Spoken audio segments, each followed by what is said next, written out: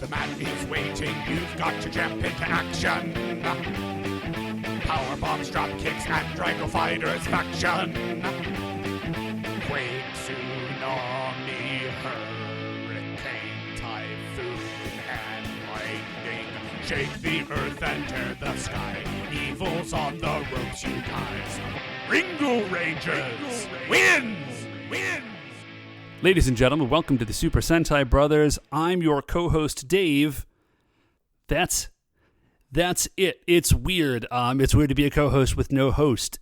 A little bit of explanation real quick. Just basically, I know normally, right, I am the one whose life and schedule is a little bit crazier, but as it happens, Matt mentioned last week that he is kind of in the middle of buying a house, and so his things are super crazy, and our parents are kind of coming in to visit and like help him out with some stuff, and so he is just not available for this episode. So here I am. We didn't want to have a week where we didn't put out anything, and guys, I can't believe I'm going to say this, but you guys are in for a treat. I don't know why I shouldn't say that. You guys are in for a treat every week. I hope that's how you feel about it. That's how we feel about it. But anyways, I have no idea how this is the case. I don't know where producer Mark dug it up.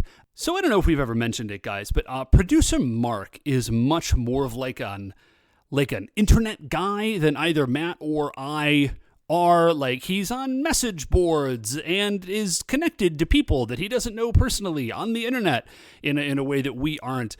He's very much like a radar style person. Yes, that was a MASH reference. Yes, you're welcome, Brian.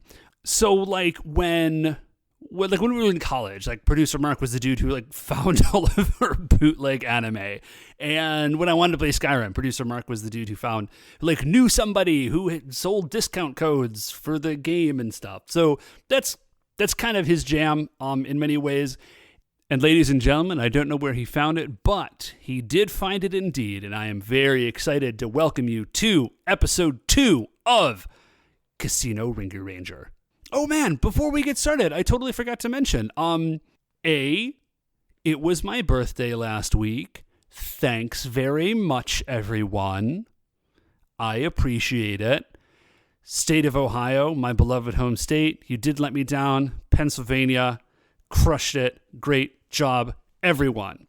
Second thing is Alex D, very just out of the blue, very kindly and graciously sent us a Hero Forge gift certificate to Matt and I as a hey, thanks, which is rad.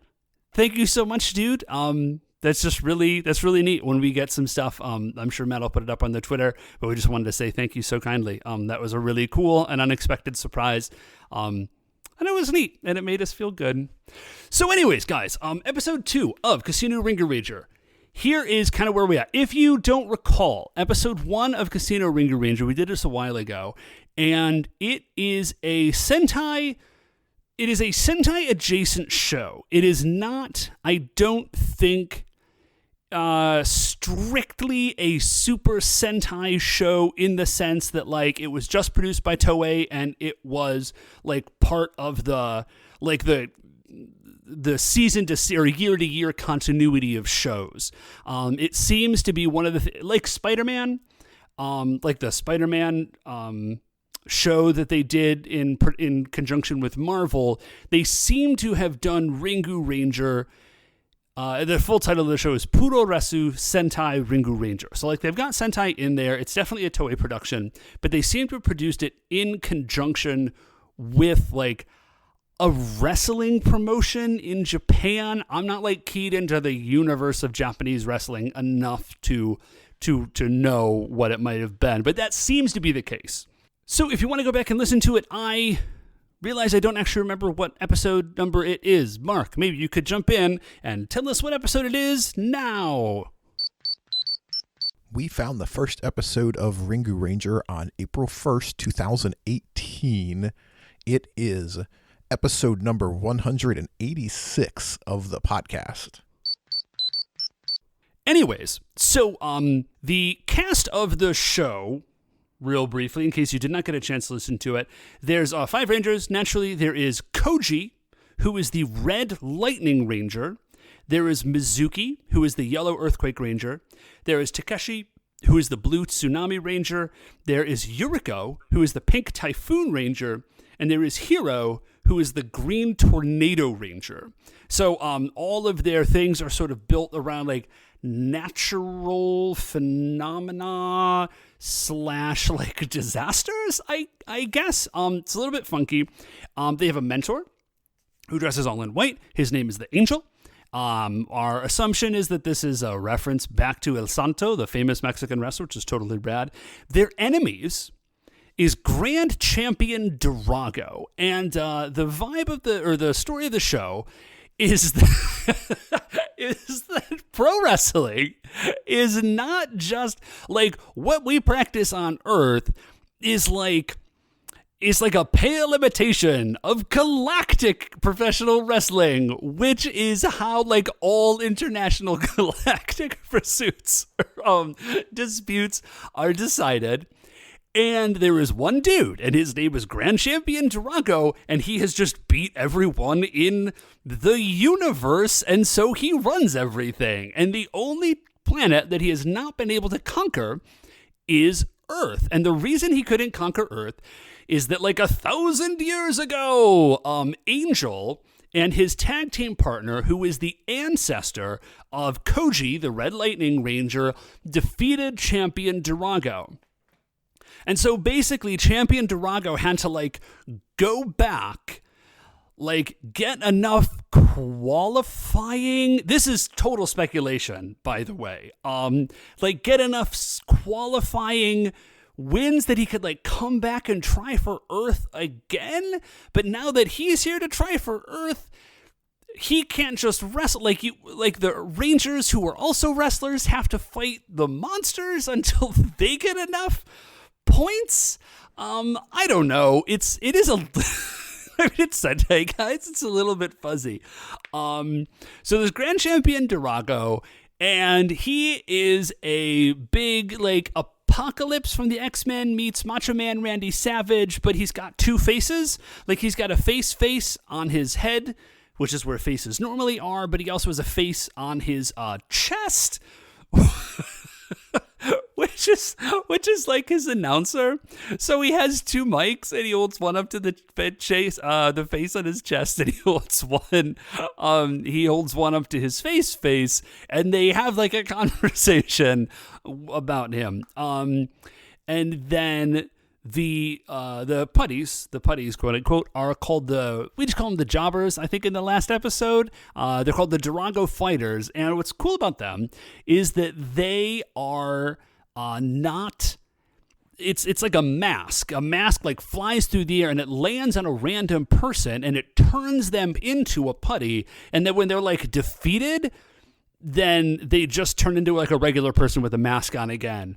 So like they're not hurt or anything. Like the Rangers aren't just like punching civilians. It's fine.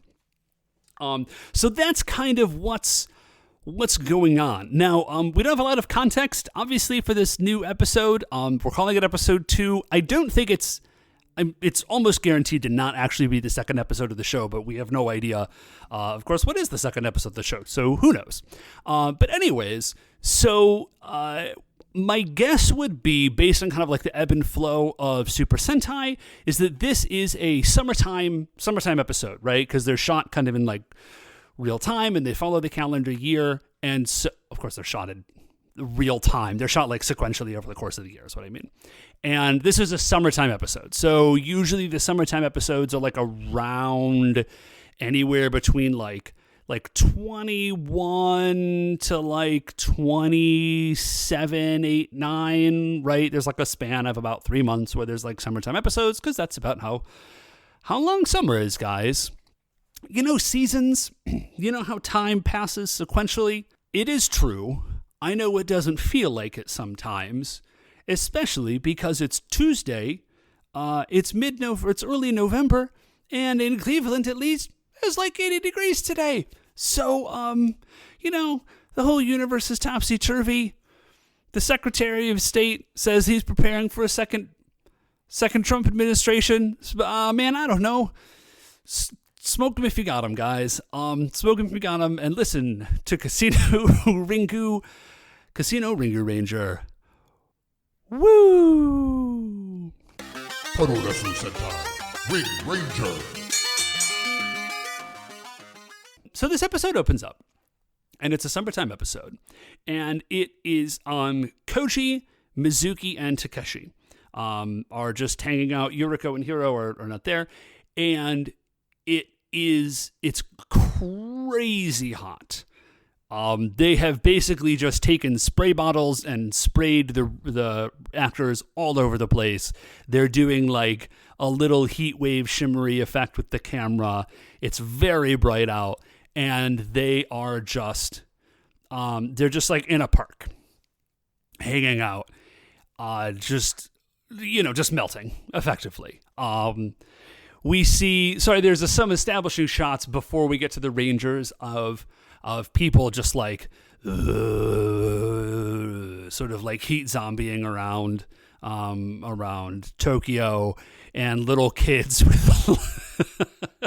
there's one really sad shot where it's like a little kid and he's trying to eat ice cream and it's just melting off the stick and he can't eat it, and then he starts crying. I shouldn't laugh at that, but it's a weird shot. So basically everybody's just like heat zombieing around, and like I said, Koji, Mizuki, and Takeshi are there, and they're like, oh my gosh, it's so hot. Koji is trying to do some like wrestling exercises. Like, they're not in the gym, like I said, they're at a park, but you can tell he's like trying to do like push-ups, right? He's like, and he tries to do a handful of things. Like, he tries to do some squats, and every time he gets through like one or two, and then he just sort of collapses, and the Rangers are like, dude, what are you doing? And he's like, I gotta train, like I gotta do this thing. And they're like, man, like, you need to chill out. effectively. Takeshi says something to the effect of like, I don't know why you're bothering, like, you'll never be as good as me anyways, compadre. Oh, by the way, sorry, I forgot to, if you didn't listen to the other episode, Koji is like the youngest wrestler, but of course he's the red, and so that is his thing. Mizuki she's just big, like, she's physically large, and she's the Yellow Ranger. They're normally very strong, and she just kind of wrestles strong style. Takeshi is a Mexican high flyer who always wears a mask, by the way, and also just throws in some Spanish every once in a while. So that's a fun time. So he's like, listen, compadre, you're never going to be as good as me, ha ha ha. And Koji's like, just you wait. But then he's like, just you wait, I will. And then he collapses while he's trying to do a push-up. So somebody comes by, and it's just like an extra, and they've got a water bottle, and they finish and they shake it out. They're like, oh no. And then you see them kind of in the background, and they go to try to fill it up, and the water fountain doesn't work. Like, that's weird. And they're like, and they sort of wander off. This is sort of happening off to the side while this whole conversation is happening. And then we sort of get it again, right? Mizuki gets up and she walks over to the drinking fountain, and she's like, that's weird. Like, there's no water in this drinking fountain. How strange. We cut from there to Hiro, and Hiro is in the wrestling gym, and he's just like, it's the same as kind of as Koji. He's like trying to do something and just like nothing. He walks over, and you see, like, there's a quick cut, and then you see him, he's in the locker room, and he's got a towel around his waist and a towel around his shoulders, and he walks over to the showers, and he turns the shower, and there's no water in the shower. He's like, that's weird, right? Oh, I'm sorry. I totally forgot to mention, this episode is called A Summer Thirst. So you can see where this is going. So he's like, it's really weird. And we go from there. We cut up to Champion Drago's ship, which is in is an Earth orbit. This is sort of like O-Ranger, where they're like, he's got a ship that's like far away from Earth, but it's like close enough to Earth that he can kind of observe Earth, I guess. Or honestly, like Megaranger with the Nezare ship, right? Like they're close to Earth, but they're not right there.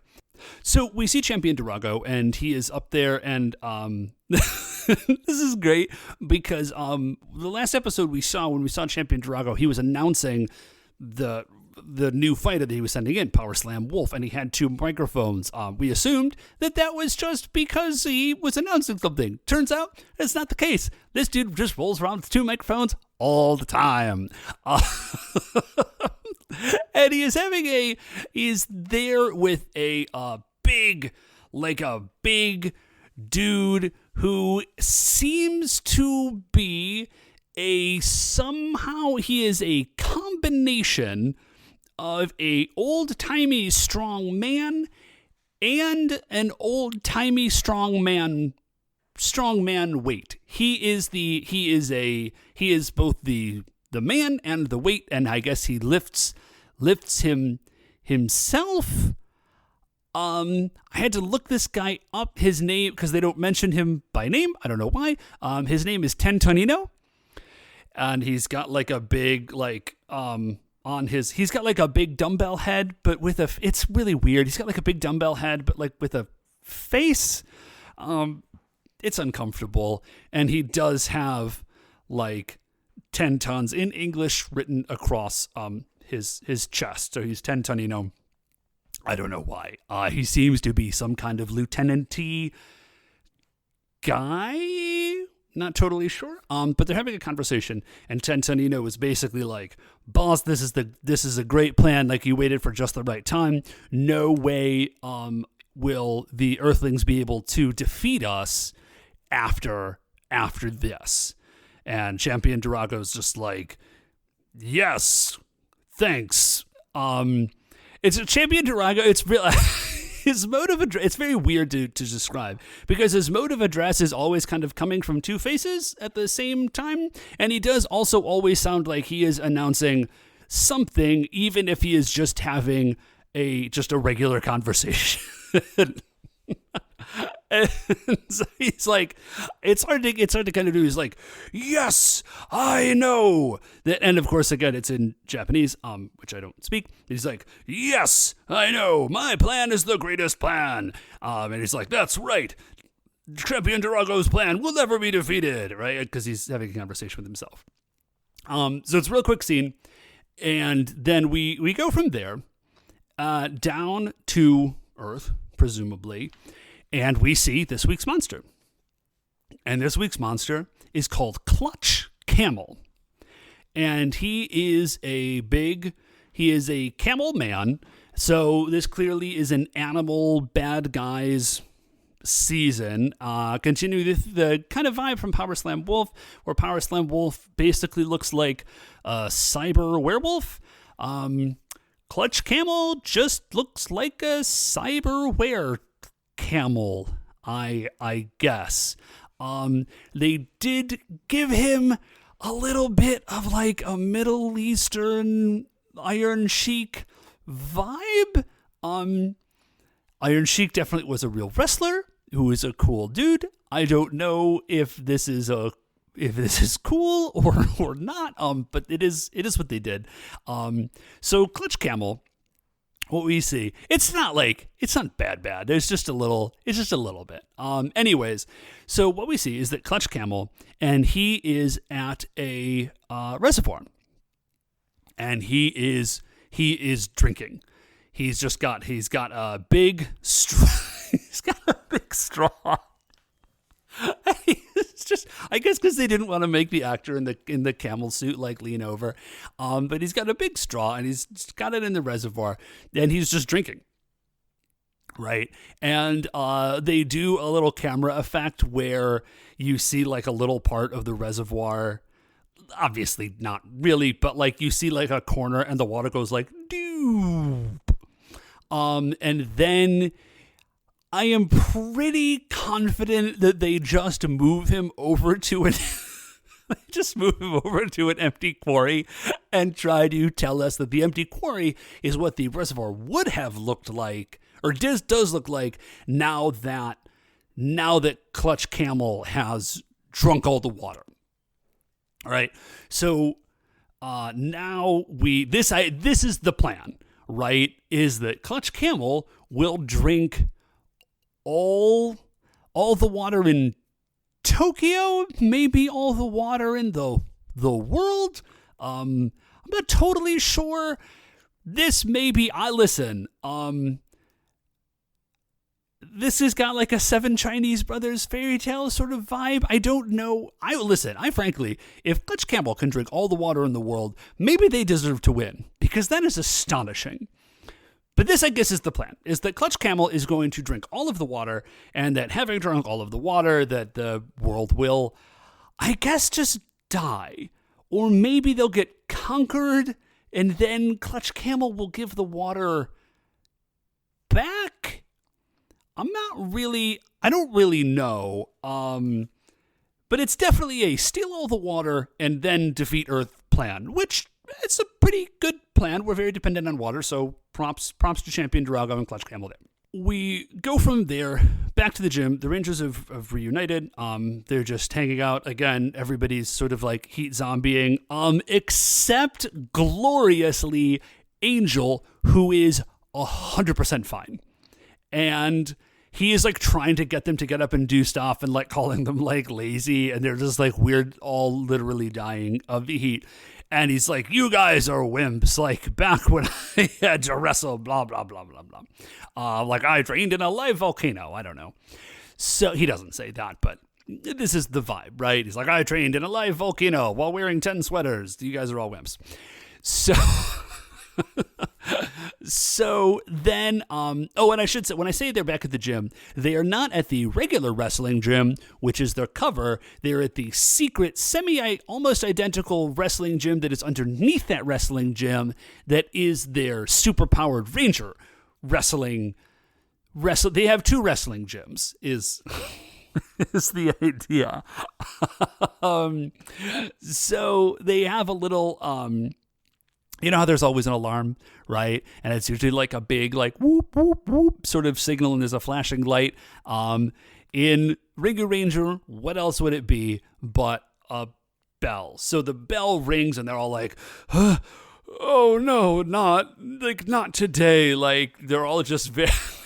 I appreciate that they're like, yes, we're going to go. We are superheroes. But they did pick a very inconvenient day to do this. So, smash cut to the park. I'm pretty sure that we have seen this park before. Like I'm very confident about this, that we've seen this park before. I want to say it is like a water park where Ryu, where from Die Ranger, where Ryu and Jin the Iron Fist, is that his name? Yeah, I think it's Jin the Iron Fist. I'm not looking at the monster sheet right now. But anyways, there's like this scene where he's rolling him through, where he's like helping him recover before they become like super best friends at the end of the story. And there's a water. And I'm pretty sure this is where it is. None of this is relevant. Just when you watch enough Sentai, there's only like so many shooting locations in and around Tokyo that you can go to. So anyways, we go there and we see that the Rangers arrive. They're already henshined, and Clutch Camel is there. He's still got the straw. Love it. And he's just drinking all the water out of the fountain. I guess they got permission to turn the fountain off because there's no water in it. And they're like, what are you doing? And they're all, I should say, when they were at the gym, they were complaining about how thirsty they were, how there was nothing to drink.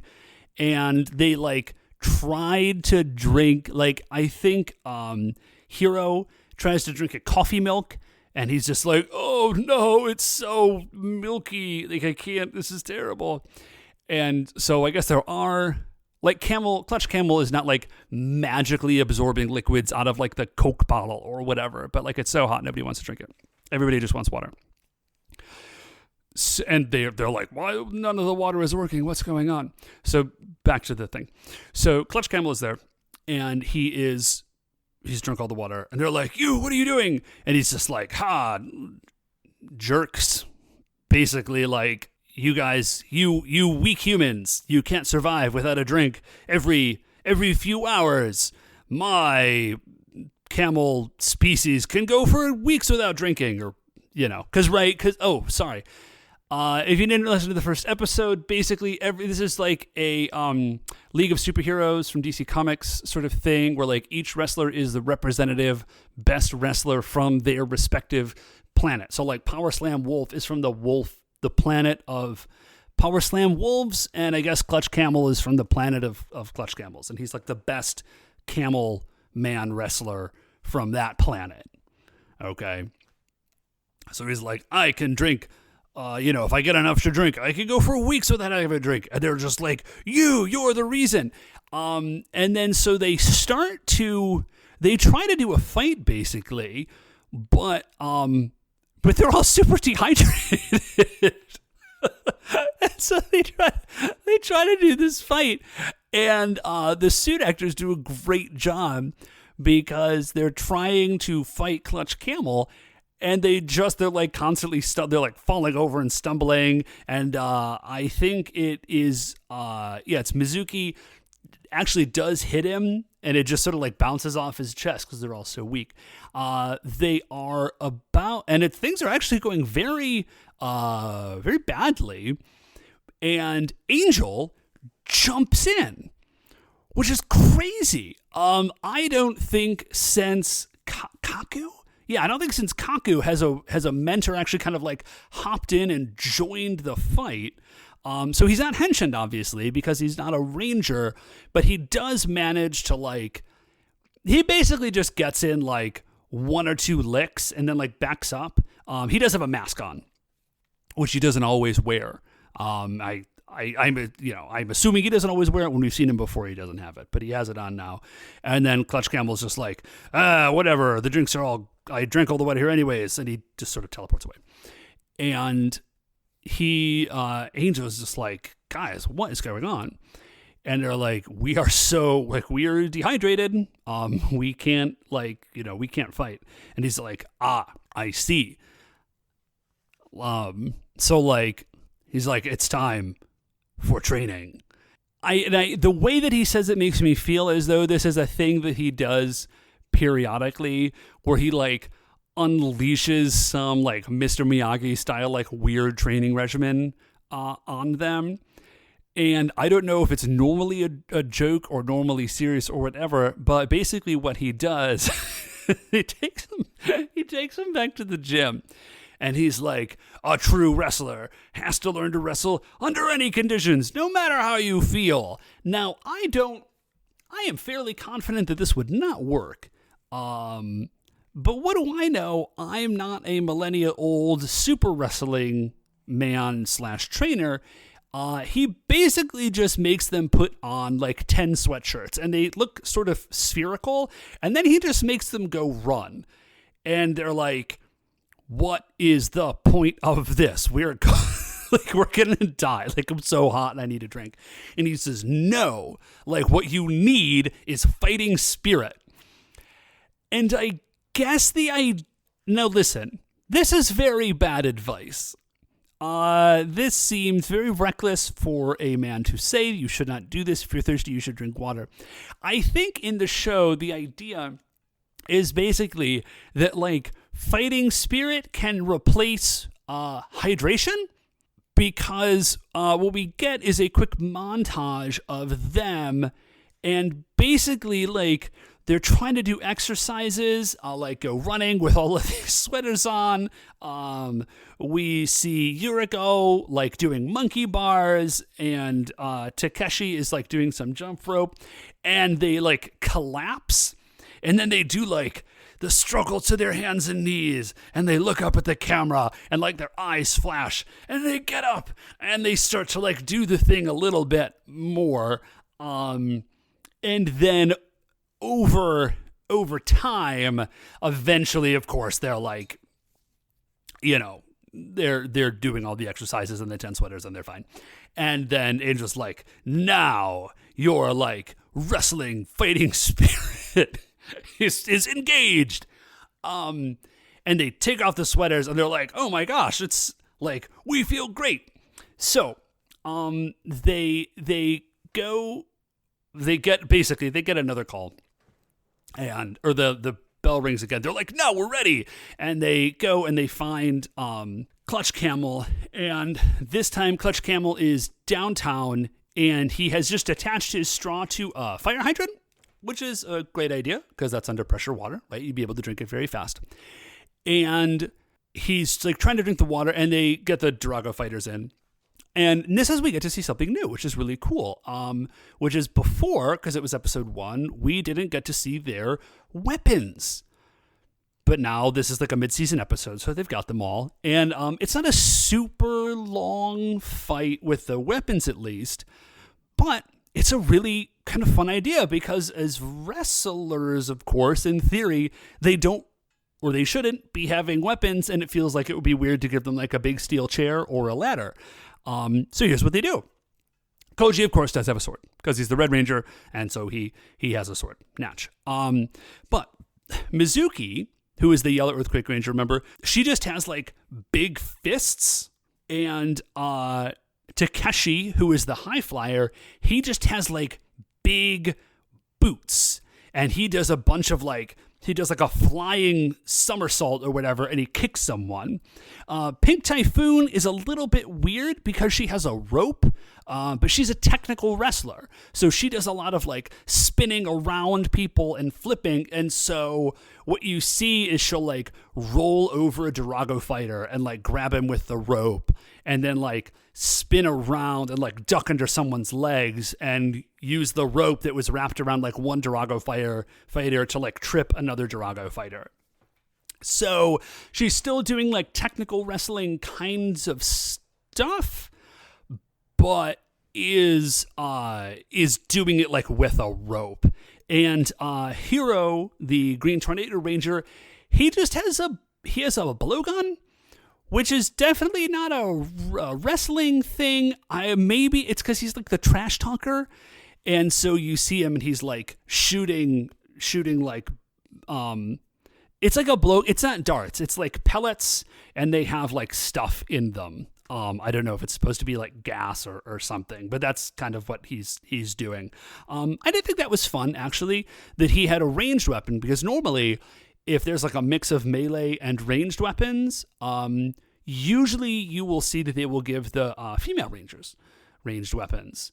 That's like the case in Megaranger, but here everybody else has a melee weapon, or Hero rather has a blowgun, so it's fun. So they get through the Durago fighters, and as Clutch Camel is finishing up his drink, they finally like square off with him, and they start to fight him a little bit, and there's like some kicks and punches and blah blah blah, and that's all fine.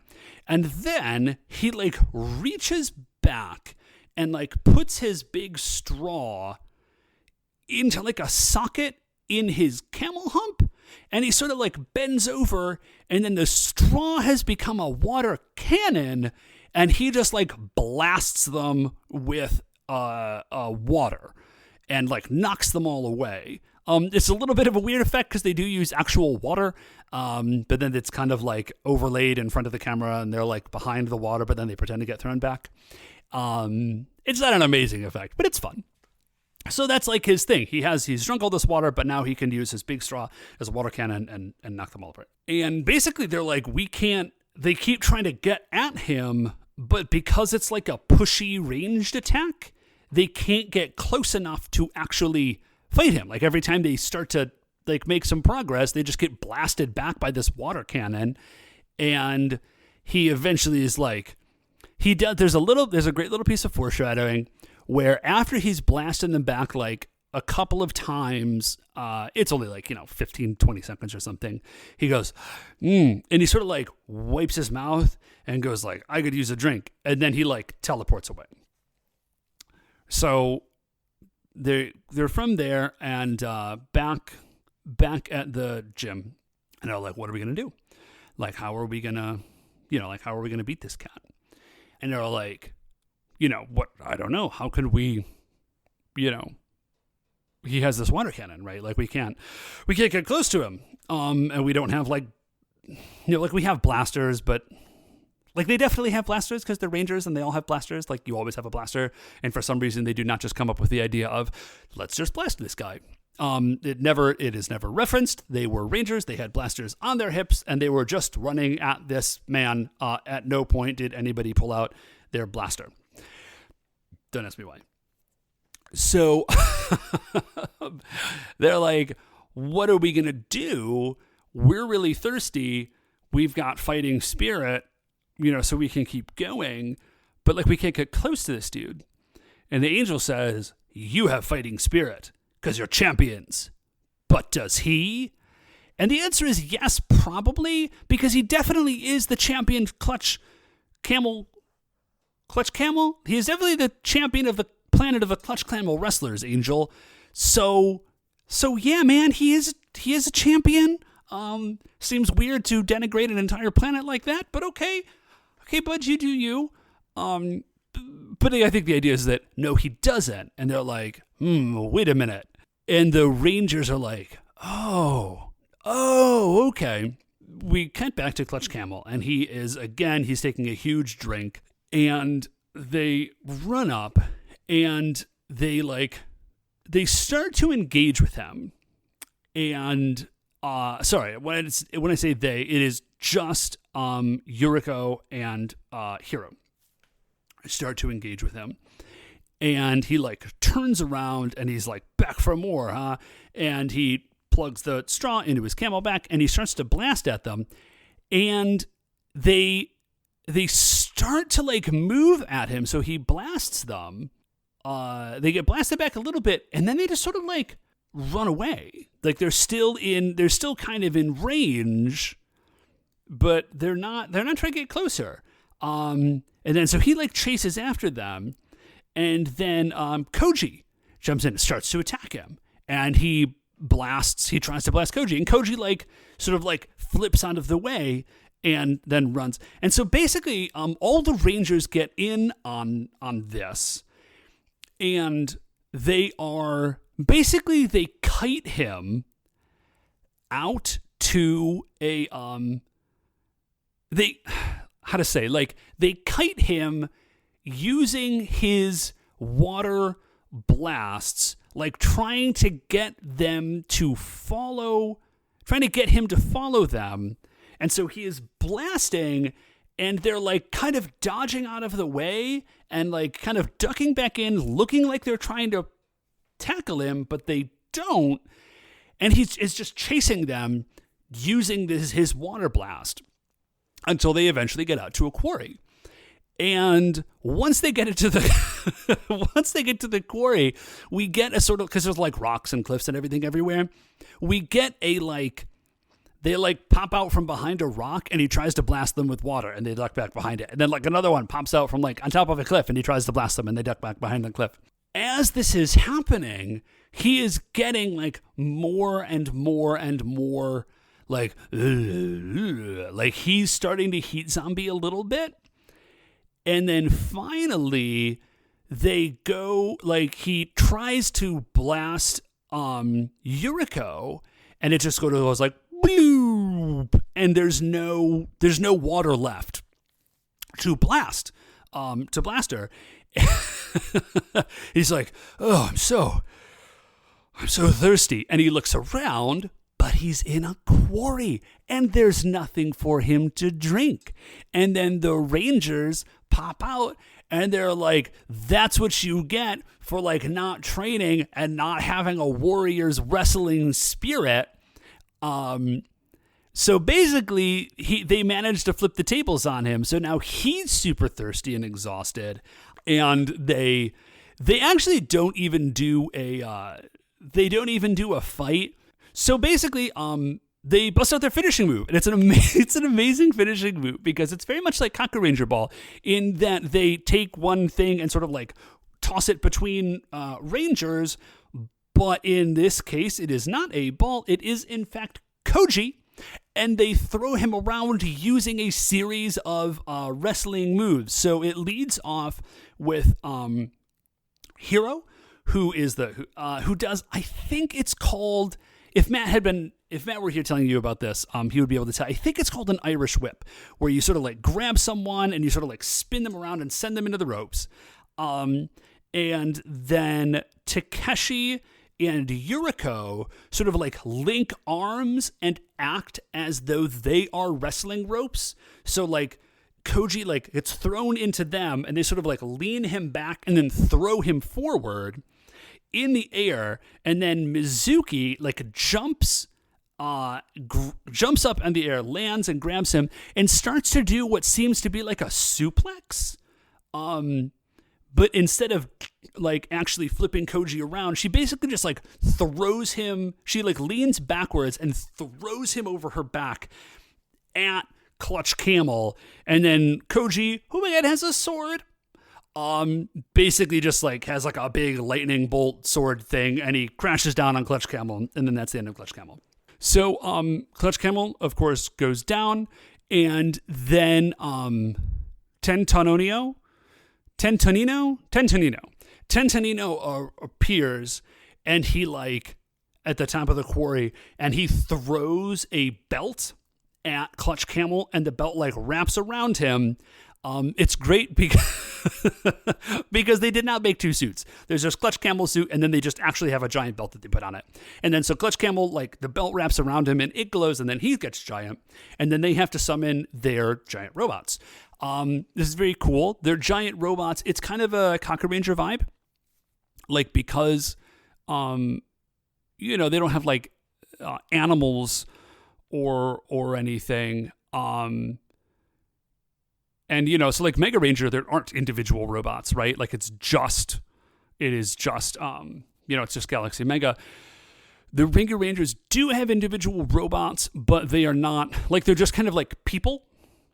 And then they come down and then they fuse and they say something, but it's like sumo form or sumo formation or something, and they sort of spin around in a particular way. And I get the impression that maybe they can combine to form like different types of wrestlers.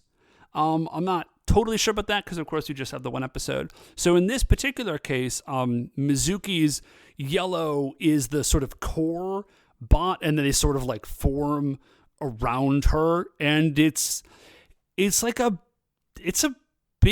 giant robot sumo wrestler. It's pretty dope, actually. And then it's actually not much of a fight. Like Clutch Camel tries to do a thing, and then this is pretty cool. It's kind of like E Honda style 1,000-hand slap, but it's just sort of like a reciprocating fist, kind of like the Hulkbuster armor from Avengers. And there's a little bit more of a fight, but that's like the most standout part about it. And then that's it. That's it for Clutch Camel. And then you see there's the robot umpire who's up on top of the spaceship, and he goes like 3, 2, 1, or 1, 2, 3, and then Clutch Camel just explodes.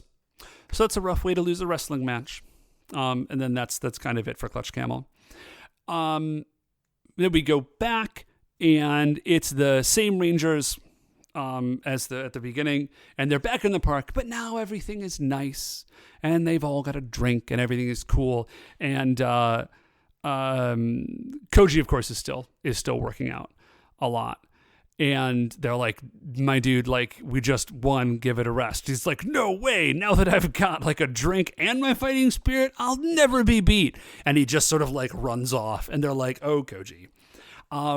So that's the end of the episode. That is the end of the second episode of Casino Ringuranger. Hope you guys enjoyed it. Again, rate, review, subscribe, wherever it is that you do that thing. It's neat and a cool thing to do. Once again, I'm Dave. Matt's still not here. And we will see you next week for the greatest show on Earth. Ringurangers wins!